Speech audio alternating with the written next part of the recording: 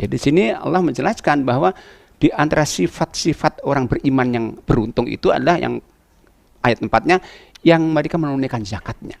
Nah, penyebutan kalimat zakat sebagai ibadah di ayat-ayat yang turun di Mekah ini sebenarnya menggambarkan, menunjukkan bahwa zakat itu bagian dari iman. Artinya seorang mukmin itu di samping harus infak, zakat dan sedekah sebagai wujud dari konsekuensi imannya itu. Cuman bedanya apa antara ketiga istilah itu? Nah, secara mungkin agak rinci kita akan juga bahas. Kalau infak itu dari kata-kata anfaqa yunfiku, infakon yang arti bahasanya membelanjakan. Oleh karena arti membelanjakan, maka infak itu wujudnya materi. Saya belanjakan materi saya. Kalau dari sisi hukumnya, infak itu hukumnya akan tergantung di pos di mana kita belanjakan harta kita. Kalau posnya haram, jika haram juga infak. Posnya wajib, jadi wajib juga. Karena itulah Allah menyebut orang-orang kafir pun infak. Bukan senantiasa infak, tapi di posnya yang haram. Misalnya Allah sebutkan orang kafir itu infak dalam Al-Quran. Surat yang ke-8 ya, Al-Anfal ayat yang ke-36 Allah mengatakan, innalladzina kafaru yunfikuna amalam liyasuddu an sabilillah. Sesungguhnya orang-orang kafir itu senantiasa menginfakkan harta mereka, tapi posnya buruk untuk menghalangi jalan Allah. Sama kita seorang mukmin pun kalau kita belanjakan, infakkan, nafkahkan di pos yang haram juga infak kita. Itu infak. Nah, tapi tentunya bagi orang mukmin tidak boleh infak di pos haram. Dia hanya boleh diinfak di pos yang halal saja, wajib, sunnah, minimal mubah. Karena setiap kita nanti di hari kiamat akan Allah tanya tentang harta itu dari dua aspek. Dari mana harta kita berasal dan untuk apa kita belanjakan. Nah, dalam kaitan infaknya orang mukmin ini beda dengan zakat. Kalau zakat ada prosentasenya, ada periodenya, tapi infak tidak. Infak itu ada bukti iman, dia mengikat sama mukmin baik kaya atau miskin dan harian sifatnya. Kenapa harus orang miskin juga infak? Karena bukti iman. Karena itulah suatu saat pernah ya ada seorang sahabat Bashir bin Khososah namanya. Bin Khososah itu datang kepada Nabi untuk berbaiat. Nah, berbaiat ya tentang kewajiban orang mukmin. Maka beliau menerima, tapi belum tak izin. Ya Nabi, izinkan saya dua saja, nggak bisa. Yaitu jihad dan sedekah. Yang lainnya, sholat, puasa, haji, siap. Tapi beliau minta izin untuk tidak jihad, tidak sedekah. Karena di antara asalnya hartanya tidak seperti orang lain yang kaya. Maka Nabi mengatakan kepada sahabat ini, wabima tahul jannata idan. Kalau Anda nggak mau sedekah, Anda mau masuk surga dengan apa? Karena itulah ketika Allah menyebut di antara sifat-sifat penghuni surga itu dan Al-Quran surat yang ke-3 Ali Imran ayat 134 Allah mengatakan alladzina yunfikuna fis-sarra'i wadh-dharra'i. Penghuni surga itu ialah mereka-mereka saat hidup dahulu senantiasa infak dalam keadaan sarra, lapang atau sempit, kaya atau miskin. Jadi orang miskin terikat dengan infak kalau dia punya kelebihan tentunya. Syaratnya punya kelebihan karena Allah menjelaskan orang miskin infaknya kalau ada kelebihan aja dalam Al-Quran surat yang kedua ayat 219 ketika Allah menyatakan wa yas'alunaka madza yunfikun qulil afwa.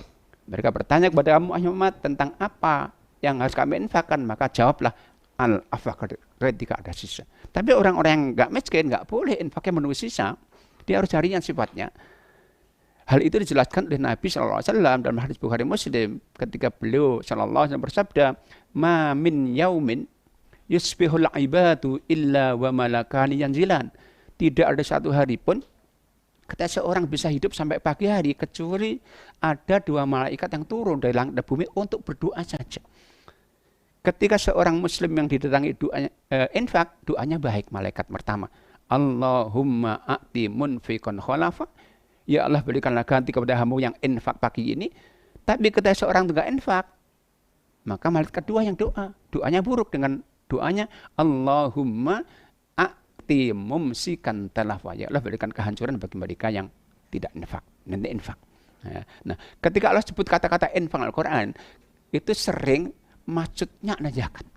Berarti infak wajib ini. Contohnya, dalam Al-Quran surat yang ke-9 ayat 34-35 Allah mengatakan, وَالَّذِينَ يَكْنِزُونَ الذَّهَبَ وَالْفِضَّةَ وَلَا يُنْفِقُونَهَا فِي سَبِيلِ اللَّهِ فَبَشِّرْهُمْ بِعَذَابٍ أَلِيمٍ. Dan orang-orang yang menimbun hartanya, contohnya emas, perak, dan tidak menginfakkan di jalan, maka tidak menzakat, maka mereka baginya adab yang pedih. Itu infak. Kemudian infak ini alokasinya bebas ya, untuk kebutuhan. Bahkan termasuk boleh orang kafir non harbi untuk memberi kalau mereka butuh.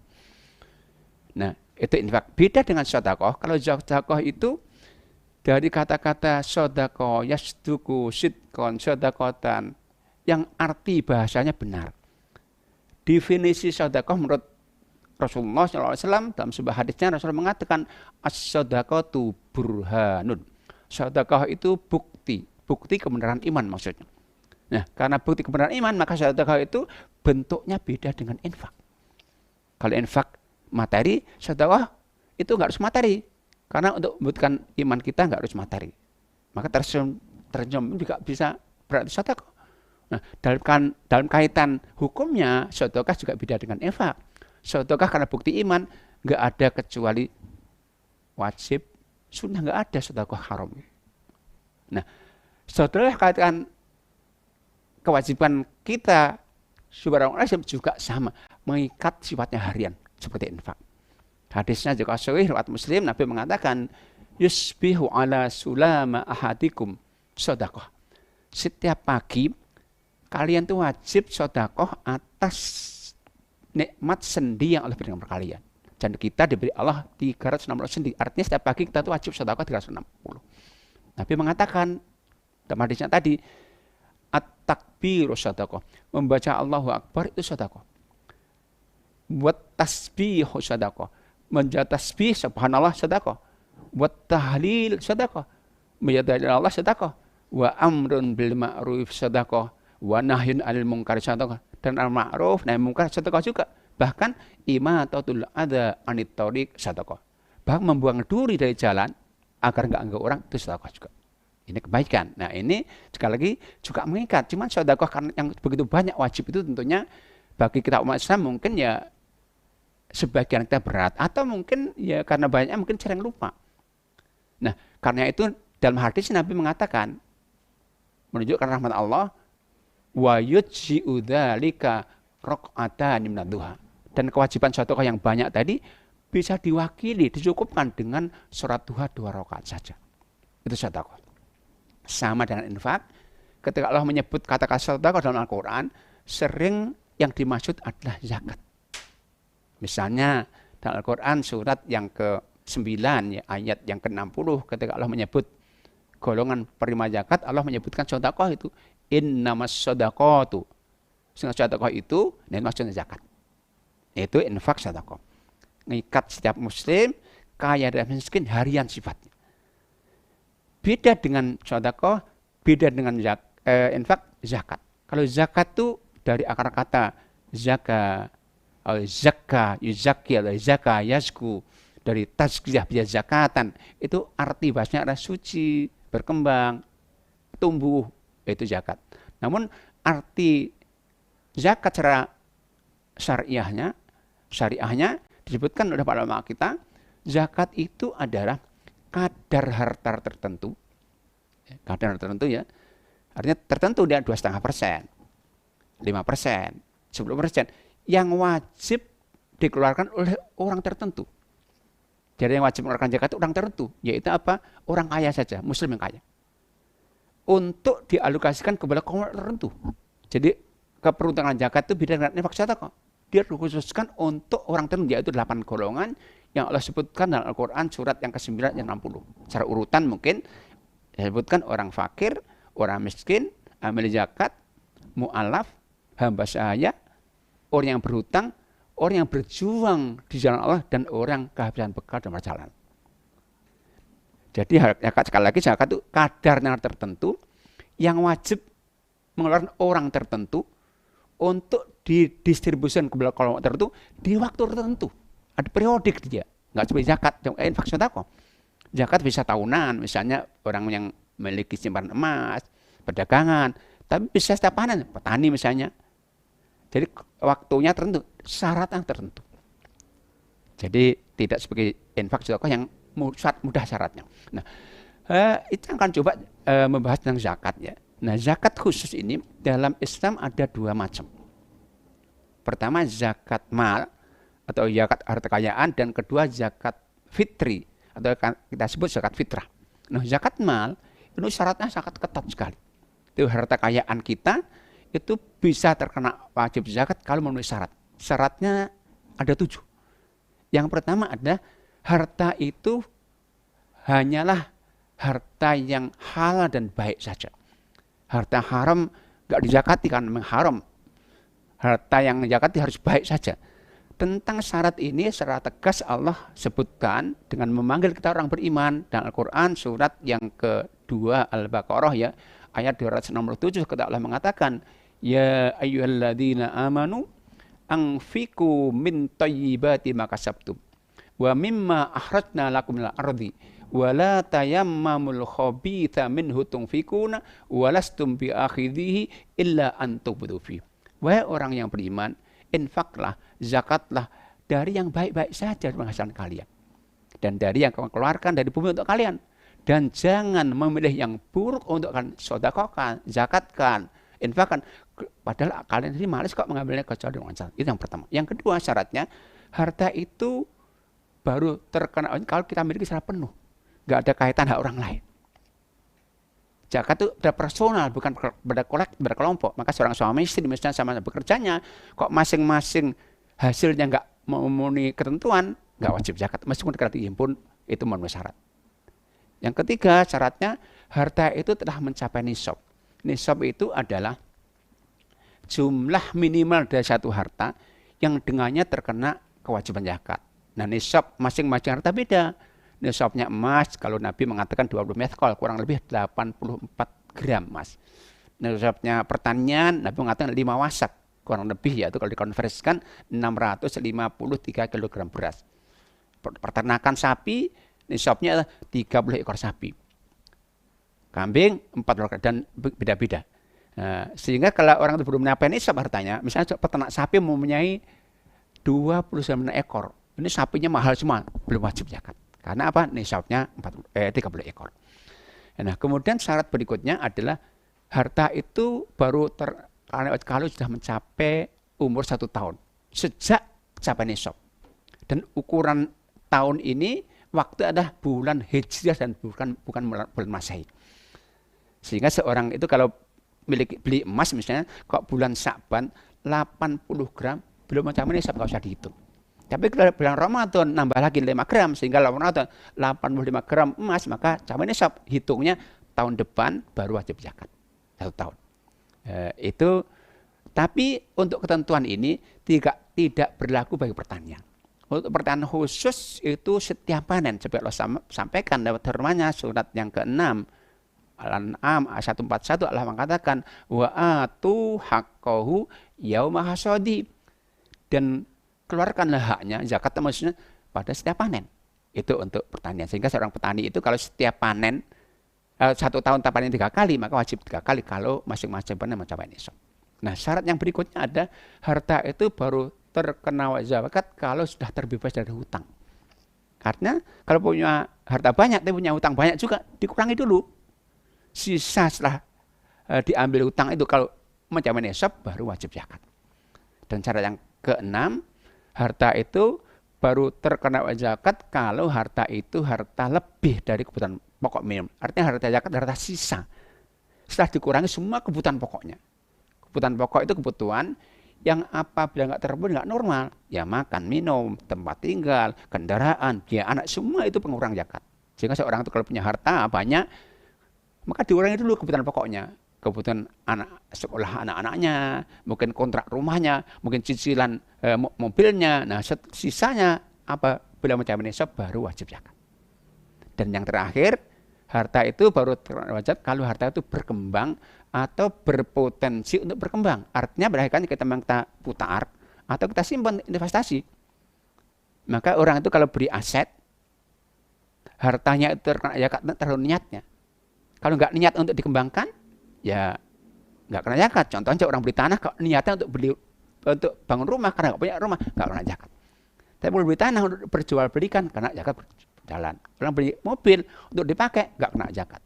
Tapi udah mobil niat untuk dikontrak disewakan, kena zakat.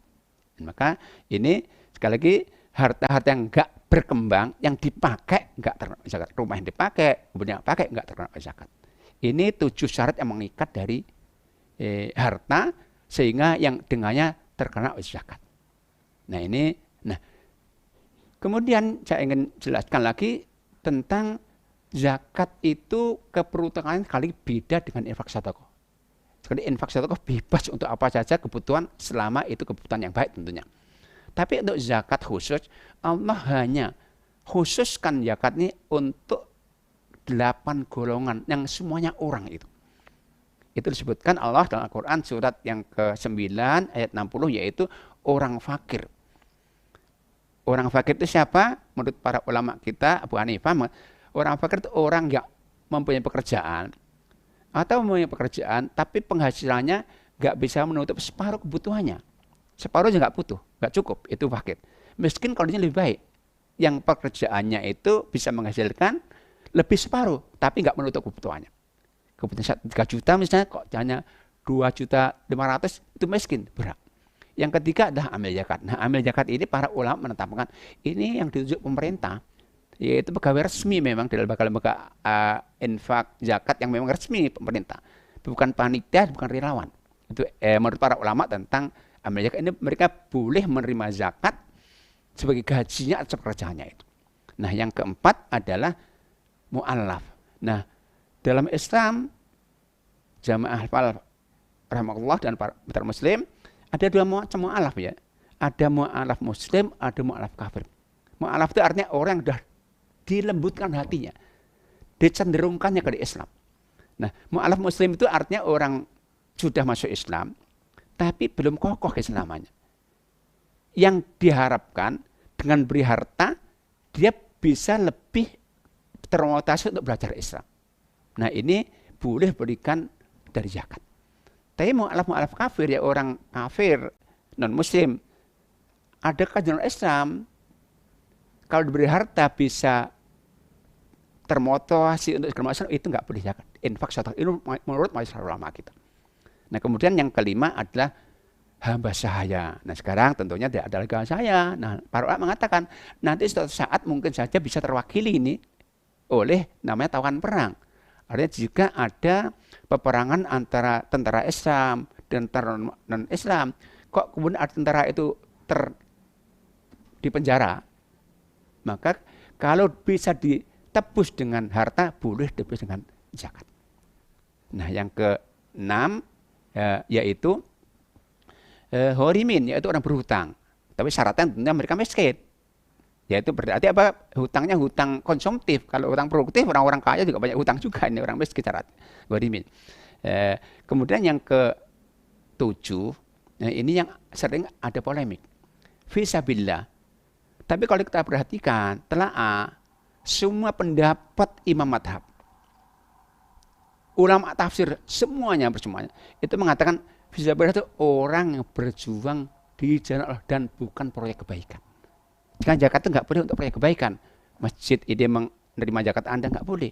Hanya orang aja. Kenapa? Ada beberapa alasan sebutan ulama kita bahwa fisabilillah itu orang bukan proyek, bukan jalan kebaikan. Pertama, Allah ketika menyebut penerima zakat itu Allah awali dengan firman-Nya innama.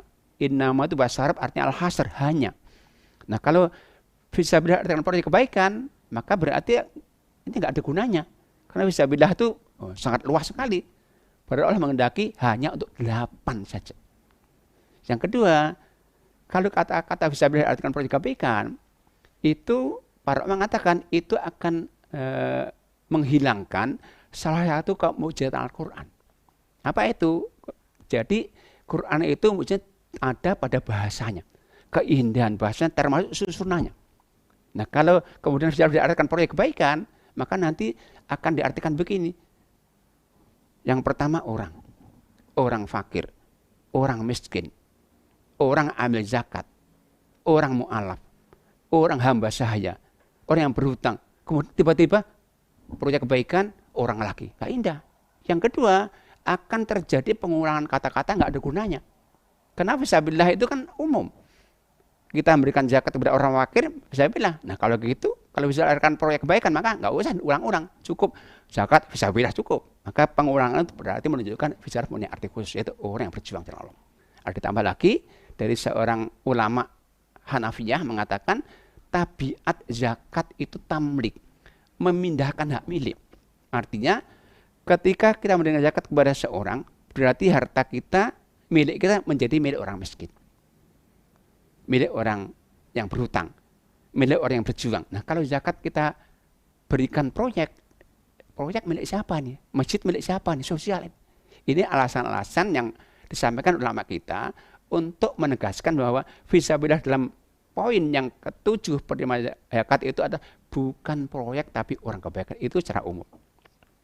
Yang kedelapan yaitu Ibnu Sabil, itu orang yang kehabisan bekal dalam perjalanan baiknya.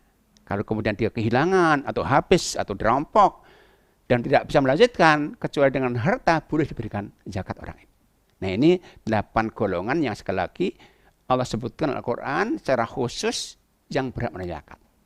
Nah sebagai tambahan akhir sebelum nanti kita tutup, bahwa sistem zakat yang bisa kita tangkap dari apa yang telah dilakukan para ulama terdahulu. Ternyata zakat itu terdiri dari 3 komponen. Ada aghnia, orang kaya sebagai sumber dananya, amil zakat sebagai pengelolanya, mustahik sebagai penerimanya. Nah, dari 3 komponen ini, yang paling harus aktif adalah yang kedua, amil zakat. Amil zakat itu dalam zakat tidak boleh dia hanya duduk manis di kantor menunggu, tapi aktif mengambil dia. Kalau Allah mengatakan secara tegas, surat yang ke-9 103 kan, khud min amwalim, ambil dari mereka sedekahnya, zakatnya ini. Tidak kemudian dia nunggu proposal atau nunggu orang masuk menyerahkan, enggak. Itu yang pertama. Yang kedua, dia ketika sudah menerima zakat dari masyarakatnya, dia juga harus punya data yang benar untuk diserahkan, bukan kemudian juga menghimpun atau bagi-bagi kupon agar mereka ngambil zakat dari amil itu. Amil itu pembawa amanah saja dia mengambil dari orang kaya dan menyerahkan kepada orang miskin. Maka Nabi ketika mengutus seorang sahabat Mu'ad bin Jabal untuk menyebarkan agama Islam di Yaman, Nabi mengatakan, fa'in ata'uka bidzalik fa'alimhum annallahu aftarada alaihim zakatan atau sadaqatan tukhadu min aghniyaim wa turaddu ala fuqaraim. Ya Mu'ad, kata mereka orang Yaman itu telah taat kepadamu, taat untuk menerima sholat, puasa. Beritahu juga Allah wajibkan kepada zakat yang diambil dari orang kaya diserahkan kepada orang miskin. Ini tentang etika ya dalam mengelola zakat. Jadi ambil itu mana dia nggak boleh memberikan zakat dalam bentuk yang kendaki, harus dalam bentuk yang memang haknya orang miskin itu. Kedua, dia nggak boleh menghimpun orang miskin, mengumpulkan tapi menyerahkan kepada mereka. Data kemudian serahkan kepada mereka. Itu diantara ya cara-cara yang dicontohkan pada mereka dalam mengelola zakat. Nah kemudian zakat itu dalam Islam sebenarnya bukan serah terima uang. Zakat itu sifatnya pembinaan. Maka hampir semua amil zakat pada zaman dahulu, zaman Nabi, zaman sahabat itu nggak pernah pulang pergi. Dan ulama semuanya. Kenapa? Ini ibadah. Kalau orang nggak tahu ilmu zakat nanti bisa salah kelola zakat. Mu'ad itu ulama sahabat, orang paling tahu itu di Yaman. Nggak pulang pergi di sana, bahkan sampai zaman Umar.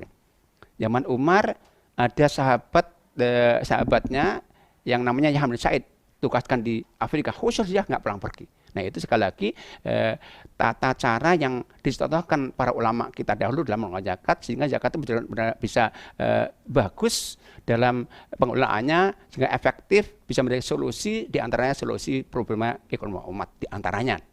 samping problema akidah dan sosial mereka. Nah itu mungkin yang bisa sampaikan, mudah-mudahan ya manfaat. Sementara saya cukupkan. Assalamualaikum warahmatullahi wabarakatuh. Zakat fitrah itu diberikan langsung kepada yang berhak atau dikumpulkan terlebih dahulu, Ustaz? Baik, jadi memang zakat fitrah itu aturannya tidak sama dengan zakat mal ya, dia lebih sederhana, cuman waktunya ketat. Zakat fitrah itu kan kewajiban yang mengikat setiap muslim, dengan catatan asal seorang muslim mempunyai kelebihan makanan yang dibutuhkan untuk hari dan malamnya. Apabila kelebihan itu satu sok saja maka wajib zakat. Karena itu seorang muslim itu dalam kondisi, dalam kaitan zakat fitrah bisa tidak miskin sekaligus wajib zakat. Contohnya begini, seorang miskin misalnya dapat paket zakat di tangganya kanan kiri, sehingga waktu hari raya terhimpun 15 kilo, wajib zakat satu juga. Karena sudah dimiliki harta yang meskipun itu pemberian dari orang lain. Nah, kemudian cara pengelolaannya hampir sama ya. Memang zakat itu mesti sebetulnya tanggung jawab negara sebetulnya. Maka mestinya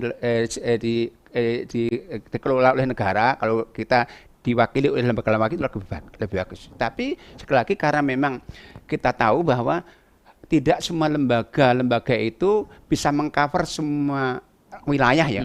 Maka kita boleh langsung menyerahkan zakat itu langsung kepada yang berhak. Kalau kita khawatir justru kalau diserahkan ke lembaga tidak tercover ini, itu boleh. Tapi memang lebih baik diserahkan atau kita serahkan tapi rekomendasi ini zakat fitrah saya tapi tolong ya tangga saya miskin kasih. Bisa begitu. Lebih baik begitu. Oke, ini juga ada pertanyaan, Ustaz mungkin juga mewakili yang lain ya. Ada Bunda Yuli, beliau bertanya, Ustaz ketika kita menerima zakat fitrah, tapi kita itu sebenarnya juga ada yang namanya beras dan bisa digunakan untuk makan ketika itu. Apakah kita juga masih harus membayar zakat? Nah, yang diberikan kepada kita ini bagaimana, Ustaz? Apakah kita menolaknya? Ya, jadi zakat fitrah itu menurut mayoritas ulama kita penerima sama dengan penerima zakat mal. 8 golongan. Ya. Meskipun miskin lebih prioritas. Maka kalau seorang dapat zakat fitrah kan dia mungkin nggak bisa menutup kebutuhan pokoknya hasilnya. Dan maka berarti zakat fitrah yang terima adalah hak dia. Saat itu dia wajib zakat juga. Karena dia punya kelebihan. Jadi sekali lagi dalam posisi ini zakat fitrah itu bisa mengikat orang miskin sekaligus. Kalau saat dia datang waktunya yaitu hari raya dia punya kelebihan meskipun itu pemberian orang lain. Oke, artinya ketika setelah mendapat kemudian juga bisa menyerahkan lagi gitu saja, melihat siapa yang mungkin lebih di bawahnya lagi gitu saja. Oke, terima kasih. Itu tadi Bunda Yuli ya, dan beliau juga menambahkan bagaimana kalau diberikannya itu ketika kita baru saja melaksanakan sholat Idul Fitri, Ustaz, apakah masih sah dan afdolnya diberikan kepada tetangga sekitar kita ataukah boleh juga kepada saudara kita di kampung, Ustaz? Ya. Jadi zakat fitrah itu sekali lagi waktunya terbatas sekali. Paling akhir semua sepakat itu sholat. Sholat udah nggak sah lagi. Maka kalau diberikan setelah sholat berarti namanya nggak zakat, sedekah biasa. Nah, kapan boleh didahulukan? Nah, para ulama ada perbedaan. Ibnu Hazm nggak boleh kecuali hari raya itu. Ya. Kemudian Imam Syafi'i boleh mulai awal Ramadan. Kayak Abu Hanifah boleh awal Ramadan. Tapi ada 2 ulama dan yang lainnya, Imam Malik, Muhammad itu paling cepat bolehnya 2 hari sebelum raya. Nah ini menurut saya lebih kuat ya. Meskipun kita nggak menafikan lain. Kenapa lebih kuat? Kan dasarnya kuat. Pertama ada hadis Bukhari di mana sahabat Nabi itu jelaskan mereka mengeluarkan zakat itu paling cepat ada 2 hari sebelum raya. Berarti perlakuan sahabat ini contoh langsung. Yang kedua, Nabi mengaitkan zakat fitrah dengan kebutuhan orang miskin hari raya. Dalam hadisnya begini, "Ughnuhum anis su'al fi hadzal yaumi."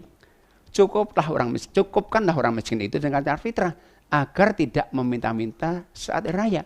Nah, kalau diberikan di awal Ramadan nanti habis minta lagi nanti. Nah, maka para ulama sahabat itu memberikan sebelum. Tapi sekali lagi dalam kondisi perbedaan ini sekali lagi dalam kondisi-kondisi tertentu nggak apa-apa juga dalam Ramadan. Seperti kondisi sekarang kan mungkin ya apalagi di kota besar ya kadang-kadang kita mencari penerima zakat itu kadang udah mudik mereka. Nggak apa-apa diberikan awal Ramadan, tengah Ramadan nggak masalah. Ketika kita memberikan zakat ini di luar 8 asnaf itu tadi, apakah tidak sah zakatnya, Ustaz? Dan bagaimana keadaan orang yang menerima padahal tidak masuk ke golongan itu tapi masih mau menerima? Yang pertama tentunya ini kaitannya dengan ilmu ya.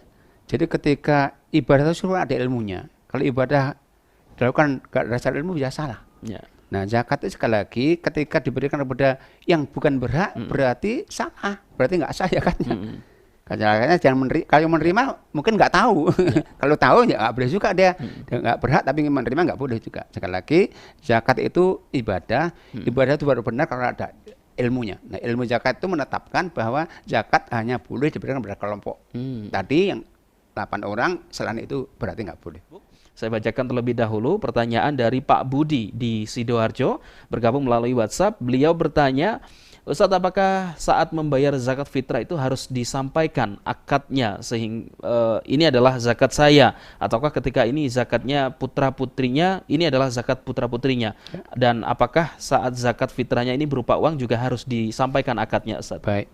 Jadi zakat fitrah itu ketika diberikan pada sasarannya langsung, Ya. jelas itu jelas benar, nggak perlu akad. Tapi kalau disarankan kepada lembaga yang mengelola zakat atau panitia harus ada akadnya, agar lembaga itu nggak salah sasaran nanti. Ini zakat ini. Tapi kalau diserahkan langsung, jelas tuh orangnya udah, ini Bapak silahkan manfaatkan hak Bapak ini. Yang kedua, zakat fitri atau zakat fitrah itu nggak boleh diwujudkan dalam bentuk uang. Dalam Al-Quran tuh, dalam Sunnah ada 3 ibadah, ada ibadah-ibadah yang disebut dengan kata-kata to'am makanan. Apa? Fidyah, surat Al-Baqarah 184, fidyatun to'amu miskin. Fidyah itu harus makan orang miskin. Yang kedua zakat fitrah. Nabi mengatakan tu'matan lil masakin. Zakat itu makanan untuk orang miskin. Yang ketiga kurban. Surat kedua-dua ayat 36 Allah katakan fa idza wajabat junub fakulu minha wa atimu. Kalau hewan yang kalau sudah mati, makan dan bagian untuk makanan. Nah, ada orang yang mengatakan, kan waktu Syawal nggak butuh beras, ada uang butuhnya. Nah, sama saya tanyakan, sekarang waktu Idul Adha banyak orang nggak mau kambing. Saya mau kambing udah uang aja boleh nggak? Nggak boleh juga. Maka harus makan pokok, beras dengan kualitas yang biasa dikonsumsi. Maka sekali lagi zakat itu nggak berdasarkan uang. Maka kalau panitia menerima uang dari jamaahnya, masjid misalnya, lembaga zakat, maka pastikan dia membentukkan dalam bentuk memberikan beras. Nah, karena beras untuk zakat harus sekualitas dengan yang dikonsumsi yang berzakat, maka tanya dia, Bapak beras yang Bapak konsumsi apa? Jangan sampai nanti panitia memberikan zakat dalam bentuk beras dalam kualitas yang buruk. Nggak sesuai dengan kualitas beras yang dimakan oleh muzakinya. Atau kalau nggak mau tanya satu-satu, pastikan standar zakat fitrah kami sekian yang baik aja, agar nggak salah sasaran. Itu jadi zakat sekali lagi kalau diberikan langsung nggak perlu ada akadnya, tapi kalau diberikan kepada lembaga, panitia, relawan harus ada akadnya. Dan zakat fitri nggak boleh dalam bentuk uang, sama fidyah, sama kurban. Nah, harus uang kalau kurban daging tentunya, kalau fitri atau fidyah makanan pokok beras. Oke, ya baik, itu tadi untuk Pak Budi di Sidoarjo. Berikutnya Pak Anto di Taman Sidoarjo. Beliau bertanya, Ustadz, zakat fitrah itu berupa bahan pokok, apakah kalau di Indonesia ini beras, kalaukah di luar apakah bisa diganti dengan bahan pokok yang lainnya? Benar. Yang saya tahu adalah 2,5 kilogram per orang, Ustadz. Apakah ada kenaikan ataukah seperti apa untuk saat ini, Ustadz? Baik, jadi zakat fitrah itu bahan pokok yang biasa dikonsumsi muzakinya. Maka kalau di Indonesia ya beras, atau ada sagu, mungkin ada gandum mungkin ya. Tapi mungkin di negara lain ada gandum, ada macam-macam, tergantung apa yang dikonsumsi harian dia. Nah, berapa jumlahnya, takarannya, ukurannya dari Nabi sama, 1 sok. Cuman 1 sok itu kalau dikonversikan dengan kilogram beda-beda. Paling besar itu Abu Hanifah 3,8. Ada yang 3 kilo, ada 27. Kalau MUI dulu 2,5, paling kecil ini. Tapi sekarang ada MUI Jawa Timur dalam revisi 3 kilo. Menurut saya hati-hati 3 kilo lebih bagus. 3 kilo. Tapi kalau ukuran Nabi nggak ada beda ya, 1 sok. Tapi ketika konversikan beda-beda. Ada 38, ada 35, ada 27, ada 25. Menurut saya hati-hati 3 kilo lebih bagus. Infak ya, ada mitra muslim yang bertanya tentang infak. Ustadz, ketika dulu saya sering jamaah di masjid, tentu ketika masuk di masjid saat subuh itu saya sering memasukkan uang ke dalam masjid. Nah, saat ini kan jadi nggak bisa masukkan uang atau infak ke masjid lagi. Apakah saya juga tidak mendapatkan doa dari para malaikat? Baik, jadi memang tidak semua kita tuh harian punya sasaran infak ya, mungkin ke masjid. Tapi ini bisa digantikan dengan cara lain. Artinya apa? Mestinya dalam kondisi normal pun setiap kita itu di rumah kita punya kotak infak yang kita taruh di tempat yang terjangkau oleh keluarga kita. Untuk kemudian setiap hari anak kita, istri kita infak. Kalau dia infakkan itu berarti udah hak infak, bukan nggak boleh kita pinjam lagi ini. Nah, untuk baginya kapan saja kalau memang dibutuhkan. Sama kalau misalkan masukkan kotak infak masjid kan kadang-kadang sepekan sekali.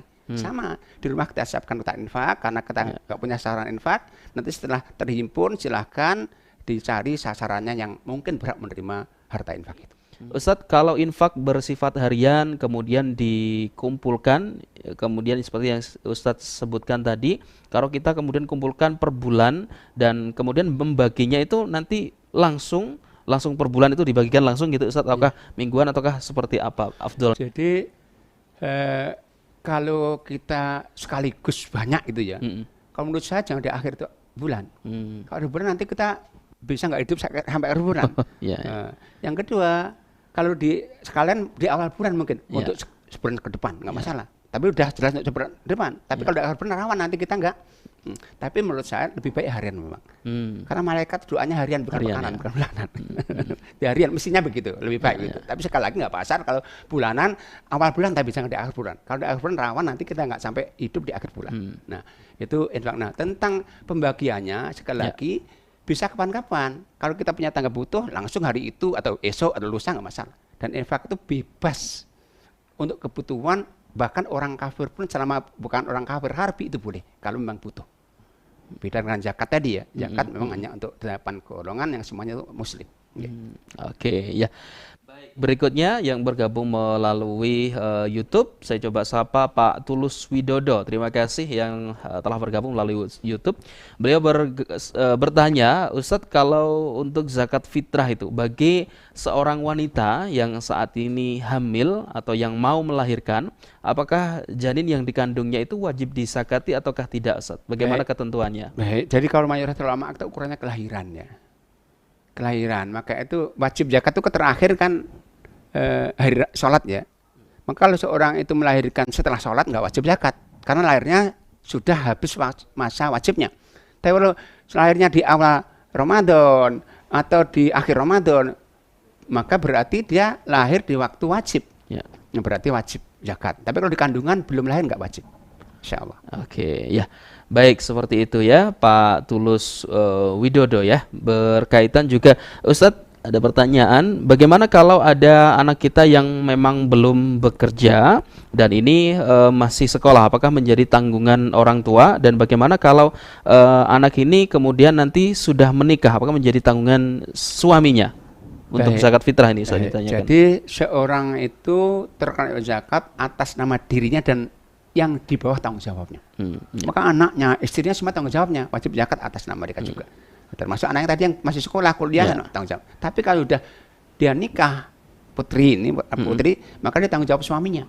Karena seorang itu kalau nikah, berarti laki-laki telah mengambil amanah dari orang tua untuk dibawa amanahnya. Jadi seorang laki-laki kalau nikah dengan wanita, berarti mengambil amanah itu dari orang tua anak wanita itu. Maka tanggung jawab suaminya, bukan orang tuanya. Tapi sekali lagi zakat itu ibadah harta ya, boleh diwakili. Misalnya seorang itu kok punya orang tua kaya, waktu saat zakat fitrah, bapak ibu zakat yang bayarkan saya, boleh kok. Yang nggak boleh itu wakili itu adalah ibadah fisik, sholat, puasa nggak boleh, lapar tolong puasakan nggak boleh, kalau zakat boleh diwakili orang lain. Oke, ya baik, seperti itu tadi yang bergabung melalui YouTube. Coba saya bacakan beberapa pertanyaan yang sejak tadi juga bertanya dari Ibu Rohimah di Surabaya. Ustadz, jika kita mempunyai uang tabungan yang ini kita sediakan untuk biaya haji nanti, tapi kita belum setorkan, apakah harus disakati ataukah tidak, Ustadz? Jadi kalau uang tabungan yang kita untuk haji itu masih dalam kekuasaan kita, kita simpen, kemudian sudah sampai nisab, setahun kemudian wajib zakati. Karena masih kekuasaan kita, tapi sudah setorkan sudah lagi bukan. Jadi kalau masih di tabungan kita belum setorkan, masih itu hak kita berarti. Maka ketika sampai nisab 1 tahun wajib zakat itu 100%. Beda ketika sudah kita setorkan itu sudah bukan hak kita lagi, sudah setorkan berarti sudah enggak lagi tanggung jawab kita zakat atas harta yang kita setorkan itu. Oke, ya. Baik, ada pertanyaan dari tidak menyebutkan nama ya, bertanya tentang fidyah ini Ustadz. Ya. Beliau bertanya, Ustadz, saya mendapat broadcast beberapa menginfokan tentang fidyah itu bisa ditransfer. Nah, maksudnya ini boleh ataukah tidak Ustadz ketika ditransfer seperti itu? Ya. Karena kebetulan ibu saya ini harus membayar fidyah karena sakit tua, Ustadz. Ya. Jadi fidyah itu sekali lagi Allah mengatakan Al-Qur'an Karim suratnya tepatnya surat Al-Baqarah 184. Wa 'alal ladzina yutiquna fidyatun ta'amu miskin. Yang berat puasa itu enggak puasa wajib fidyah bentuknya makanan orang miskin. Maka zakat itu kalau fidyah ya. Fidyah itu ada bentuknya makanan. Nah, kalau ditransfer dikirimkan beras enggak masalah. Kalau transfer uang setelah sampai dibelikan lagi beras. Ya, ya. Jadi uangnya itu diberikan beras sekali lagi karena fidyah itu harus dalam bentuk makanan pokok untuk kebutuhan mereka yang berhak, dan fidyah itu khusus orang miskin saja, nggak boleh orang miskin. Boleh makanan pokok atau makanan siap saji. Kalau siap saji pastikan penerimanya belum siap makanan. Jadi ada sahabat sepuh ya namanya Anas bin Malik, dia sepuh sekali umurnya sampai 92 tahunan kurang lebih. Saat beliau sepuh nggak mau puasa. Tapi kemudian diganti dengan fidyah, fidyahnya dijaminkan untuk kebutuhan bukannya orang-orang miskin. Makanan jadi, tapi dipastikan orang itu belum siap. Tapi kalau makan mentah kan nggak apa-apa. Ya. Kan jadi kalau nggak dikasih tahu penerimanya nanti bisa jadi double nanti mubadir nanti. Nah itu. Oke, ini masih tentang fidyah juga, Ustadz. Bergabung melalui WhatsApp, beliau bertanya, Ustadz, ketentuan membayar fidyahnya apakah ada waktunya juga ketika di luar Ramadan, apakah masih membayar boleh? Baik, jadi fidyah itu fungsinya sama dengan mengqadha. Ya. Maka dia wajib kalau sudah ada sebabnya. Sebab fidyah apa? Karena nggak puasa. Kalau nggak puasa baru wajib. Kalau belum puasa belum terjadi nggak boleh. Tapi wajibnya itu terjadi ketika ada sebabnya nggak puasa, maka saat nggak puasa maka wajib. Nah, saat itu diberikan lebih bagus. Tapi ditunda pun nggak masalah. Karena sama qadha maka batas akhirnya Sya'ban nanti. Tapi lebih cepat lebih bagus. Baik. Artinya saat Ramadan ini pun misalkan besok itu nggak sudah masalah. bisa gitu Ustaz ya.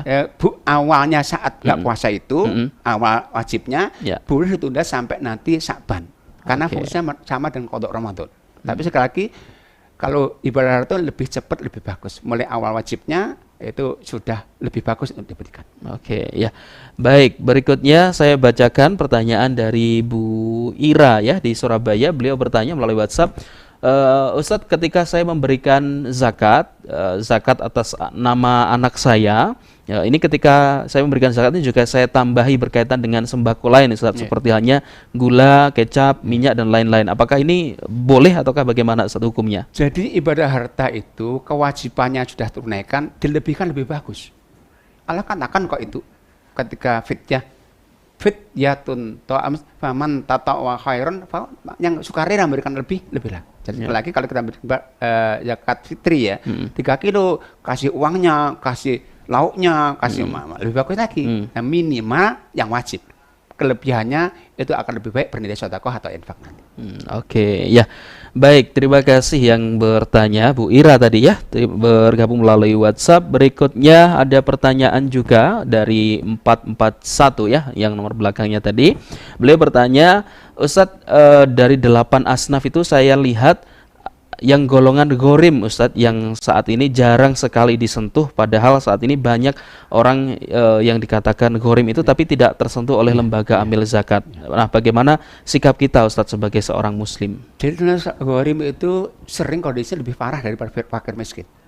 Ya, karena ghorim itu bisa karena ancaman kan, ancaman orang yang punya piutang, atau mungkin ghorim itu kondisinya lebih parah karena banyak sekali orang bangkrut, pailit, banyak. Nah, sebetulnya maka itu sekali lagi amil zakat terus aktif mencari, bukan baru zakat terhimpun baru kemudian mencari, jauh-jauh sebelum zakat terhimpun mencari siapa. Nah, kita mudah saja, contoh begini, coba saja amil zakat itu datang ke rumah sakit Islam, tanya mereka, kira-kira Bapak rumah sakit ada nggak pasien-pasien yang miskin yang belum bayar, muslim? Pasti banyak. Banyak itu orang kecelakaan harus ditangani di rumah sakit, nah itu bayar aja tuh hutang itu gharim itu, nggak masalah. Insya Allah kalau amil zakat itu mau aktif, insya Allah akan dapat saja, Allah mudahkan nanti. Oke, ya. Baik, seperti itu ya dari WhatsApp tadi. Saya coba sapa dari Ade Bian, Mas Ade Bian bergabung melalui YouTube ya. Beliau bertanya, Ustadz, ketika kita memiliki tabungan yang kita titipkan ke bank, apakah itu juga masih wajib zakat, Ustadz? Dan jika wajib, seperti apa hitungannya? Sementara saya ini menabung ini untuk masa depan, yakni bekal menikahnya gitu, Ustadz. Jadi bagaimana? Selama itu dalam kekuasaan kita, aset kita, baik itu kita taruh di bantal kita, di lemari kita, atau di bank untuk dititipkan, atau dipinjam orang sebagai piutang kita, itu tetap aset kita wajib zakat selama sudah mencapai nisab dan berumur 1 tahun. Meskipun untuk haji, untuk masa depan juga sama, itu kan aset kita. Nah, selama itu sekali dalam kekuasaan kita, baik itu kita memang simpan di almari kita, atau kita simpan di bank, atau kita pinjamkan dalam bentuk piutang dari orang lain, itu tetap wajib zakat. Kalau itu aset kita. Oke, Katanya tadi 1 tahun 2,5% dari nominal yang ada. Ya. Baik, saya coba ke Instagram ya. Ada Ibu Hamba Allah yang beliau bertanya, Ustaz, apakah boleh membayar fidyahnya ini di awal hingga di akhir? Maksudnya adalah ketika tanggal 15 Ramadan, tapi sudah bayar fidyahnya ini sampai akhir Ramadan. Boleh atau tidak, Ustaz? Sekali lagi, fidyah itu kewajiban.